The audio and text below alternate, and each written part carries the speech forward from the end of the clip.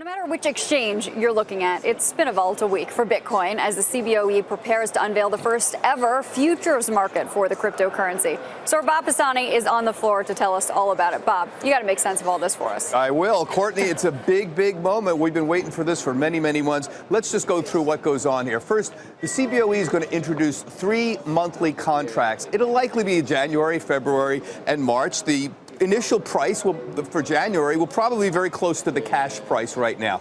It'll be cash settled, and that is the most important aspect of this whole thing. You don't need to own Bitcoin to actually trade it. It's cash settled, and you can short it. And again, that's in dollars. How about some questions? Where is this all going? Here's what I'm hearing. How are the sellers going to be? We don't know, but it's likely going to be a bunch of Bitcoin miners and people who are hedging, people who are long Bitcoin but want to sell futures against that. Maybe some institutional traders. Again, it's easy because you just can trade it in cash. Who's the market makers? Well, we don't know. They don't typically announce that, but there are several big ones that will likely be participants. How many firms will participate? Again, it looks fairly limited. We've had some big firms like JP Morgan already announced they won't allow their clients to do it initially. Schwab and Ameritrade, they're taking a wait-and-see attitude, so we may have very limited trading. The big question will be on that liquidity.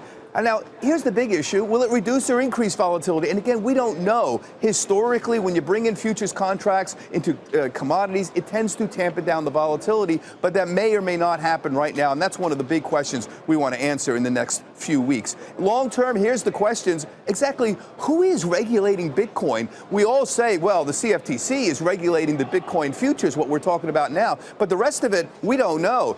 Bitcoin Cash is completely unregulated, and that's why the SEC turned down Bitcoin ETFs this year, saying we don't know who's regulating this market. And it's not clear that just because we have futures that are regulated by the CFTC, that will be enough for the SEC. And then there's all those intermediaries, the people who own the wallets. That's also a gray area. This is going to have to be addressed. And remember, Mike, Bitcoin, by definition, by its nature, is unregulated itself. So it's a bit of a conundrum for moving forward on that. I want to hear on Monday. Here's what I want to know. I want to see what kind of liquidity you have. And Mike, I want to see what the bid-ask spread is like. Is it crazy? It trades in $10 increments. I want to see how big the bid-ask and what the pricing moves on Monday is. That's all we want to see. And let's see what happens then. It'll be a big day. Back to you.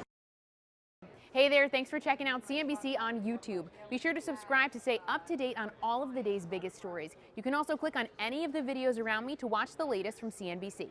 Thanks for watching.